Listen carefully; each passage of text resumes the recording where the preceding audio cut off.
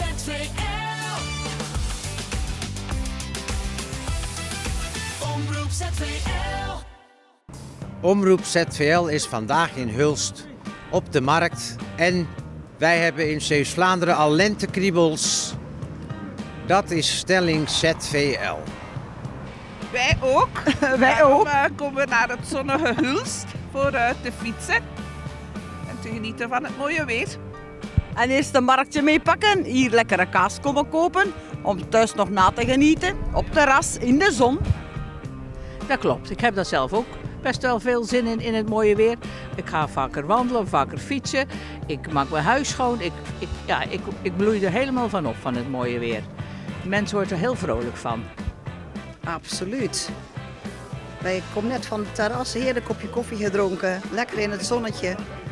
En als ik thuis kom, gaan we lekker in de tuin. En heerlijk genieten van de zon. Dat zijn echt lentekriebels. Ja, zeker en vast. Het mooie weer lokt de mensen naar buiten. En ik als Antwerpenaar kom dan eventjes naar Holland, naar Hulst, eventjes naar de markt. En ga nadien wat wandelen rond de walletjes en zo. Van het Walterie, dat is iets prachtigs. Voor te wandelen ook. Ja, we zijn hier op vriendinnenweekend en we genieten van de volle zon. We zijn gisteren gaan fietsen. Vandaag gaan we nog naar de Tulpen en naar Sint-Niklaas. Het ideale weer om erop uit te trekken met vriendinnen. Ja, zo is het. Dat is waar. Het is natuurlijk heerlijk weer. Het is de zon, hè? De zon. Dat zijn de lentekriebels bij mij. Zon, bloesem, mooi weer.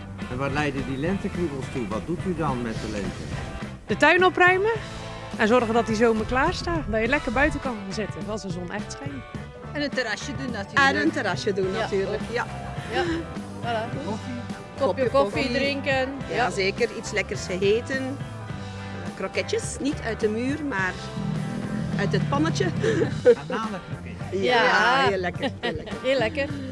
In de lente, In goed gezelschap. in goed gezelschap. En nu gaan we lekker op terras een koffietje drinken. En dan gaan we beginnen aan ons rit. Ja, dank u wel. De tuin, die doet mijn man. Ik vind de tuin prachtig om in te zitten, maar niet om in te werken. Ik help hem wel af en toe. Vorige week hebben we toevallig de voortuin gedaan met z'n tweetjes. En dat is hartstikke gezellig.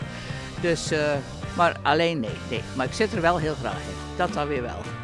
Ik geniet van het mooie weer. Ik denk dat er meer mensen dat zouden moeten doen.